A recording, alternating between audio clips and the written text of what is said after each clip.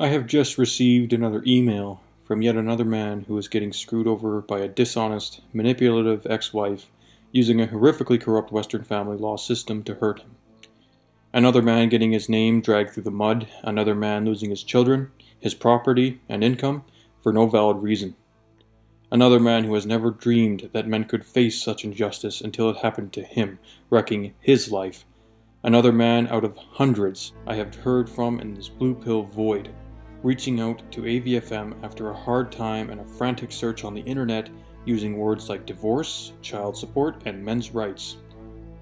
These emails always leave me fumbling for a polite, supportive way to tell them that they are fucked and that there is no help for them.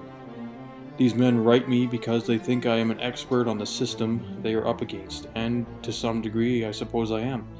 So I don't much relish writing them back with the news that there are no answers that don't involve knee pads, copious amounts of Vaseline, and platitudes like, survive to fight another day. I think perhaps I have been struggling with the wrong issues when replying to these men. Perhaps there is something else I should be saying, some other words of wisdom that I could try to impart to help them address the very real problems they face directly at the source. How about I just say what really needs to be said? Like, fuck you. Like, tough shit. Like, go fucking bother someone else with your problems. I'm quite serious. It is not that I wish ill on any of these men, I certainly do not. Indeed, these men are a huge part of the reason that I spend 12 plus hours a day, 7 days a week doing this work. I wish them no harm at all, and I think I am at least as aware of their struggles as anyone else, even more than most. I am also aware that many of these men who support this movement got here from similar circumstances. Our comments are crowded with men who have had it all taken from them, and who were then beaten mercilessly for not being able to bleed anymore after being bled out.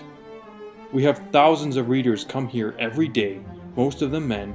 It is easy enough to infer that most of them have either been directly affected by these problems, or know other men who have.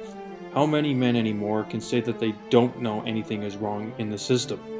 But how many men still stuff their fat fucking faces with cheese-covered wacky fries and cruise sports channels on the big screen every day without lifting a finger? How many of these men at one point or another in their lives have stared into the utter destruction of a friend's or even a brother's life as it was happening, then looked at their watch and made noise about what time the game was coming on? I will tell you how many. A fuck ton of them.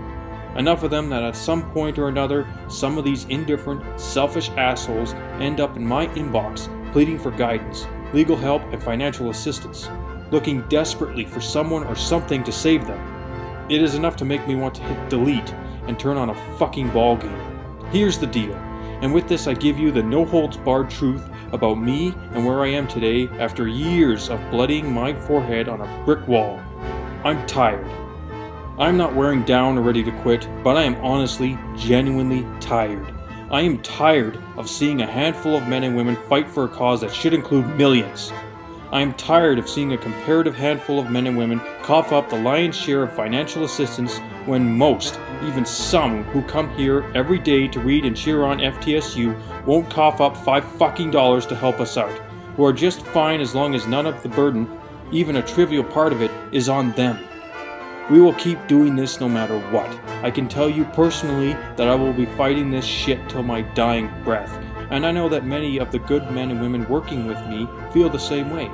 Personally, I have no other clue what to do with myself.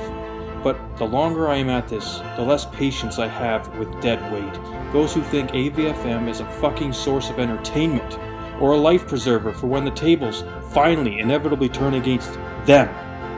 In a way, I feel even worse now for most of the men who will make contact with AVFM looking for a lifeline. Unless their story is one that has a potential for me to exploit to gain media attention to the cause, then all I will have for them is a link to this article.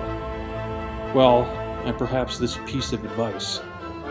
If the system has ruined your life, join the club. You are now in the ranks of men you have ignored your whole life. My advice to you is simple. Take your fucking quietly and with grace.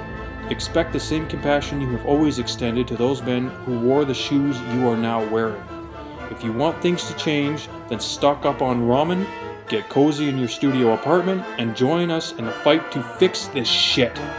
Don't ask us to help you, but rather give your life the only meaning it may have left, as someone ready and willing to turn your meager existence into helping others who have been similarly screwed over. You want help? At least prove yourself worthy of it. There were millions of men totally fucked over before you showed up, asking for the world to stop around your problems. Face it, you did nothing to help them. You didn't even care. Quit asking for things and become part of the solution. You obviously still have the internet. Spend the next few days reading through this site, study the men and women who are actually doing things, and fucking find something to do to help. Your life as you know it is probably over. Turn that fact into part of the solution. Turn it into a way to fight back, or turn your ass somewhere else. This has been a reading of Paul Elam's article, An Open Response to Troubled Men, found at avoiceformen.com. Thank you for listening.